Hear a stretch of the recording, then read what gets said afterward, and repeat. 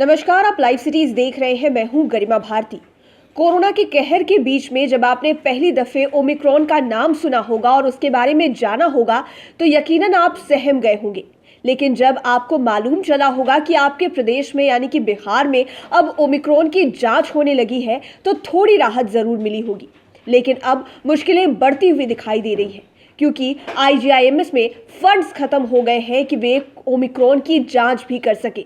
बिहार सरकार से गुहार लगाई गई है कि केमिकल के पैसे दे दिए जाएं ताकि जांच को आगे रखा जाए, लेकिन अब ऐसा होता दिखाई नहीं दे रहा है।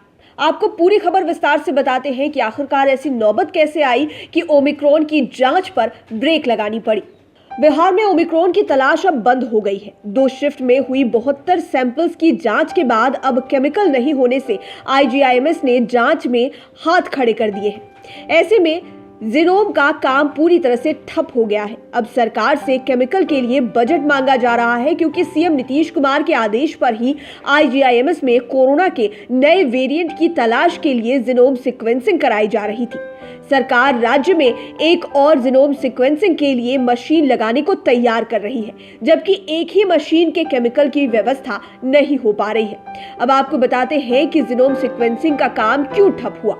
कोरोना वायरस के नए वेरिएंट ओमिक्रॉन का पता लगाने के लिए जीनोम सीक्वेंसिंग कराई जाती है। इसके लिए जिस केमिकल का प्रयोग होता है वह काफी महंगी आती है। बिहार में सीएम नीतीश कुमार के आदेश पर इंदिरा गांधी आयुर्विज्ञान संस्थान में जीनोम सीक्वेंसिंग कराया जा रहा है। इंदिरा गांधी आयुर्विज्ञान संस्थान में 3 जनवरी को जीनोम सीक्वेंसिंग के लिए पहली बार सैंपल लगाया गया था। पहले शिफ्ट में लगाए गए 32 सैंपल की रिपोर्ट 9 जनवरी को आई, जिसमें 85% में ओमिक्रॉन की पुष्टि हुई। आईजीआईएमएस में आई पहली रिपोर्ट में 85% में ओमिक्रॉन और 12% में डेल्टा पाया गया तथा 3 अन्य तरह के वेरिएंट पाए गए थे। इसके बाद दूसरी शिफ्ट में 18 जनवरी को जो रिपोर्ट आई उसमें 100% ओमिक्रॉन का सब स्ट्रेन BA.2 पाया गया था। अब ये मामला फंसा हुआ है। 2 शिफ्ट में जांच के बाद अब केमिकल नहीं बचा है जिससे कोरोना पॉजिटिव संक्रमितों के सैंपल्स की जीनोम सीक्वेंसिंग कराई जा सके। आईजीआईएमएस में केमिकल खत्म होने के कारण जीनोम सीक्वेंसिंग टेस्टिंग रोक दी गई है। कोरोना संक्रमितों में नए स्ट्रेन का पता लगाने के लिए बनी जांच की यह व्यवस्था फेल हो गई है। आईजीआईएमएस के माइक्रोबायोलॉजी विभाग का कहना है कि नए स्ट्रेन का पता लगाने के लिए केमिकल का होना बेहद जरूरी है।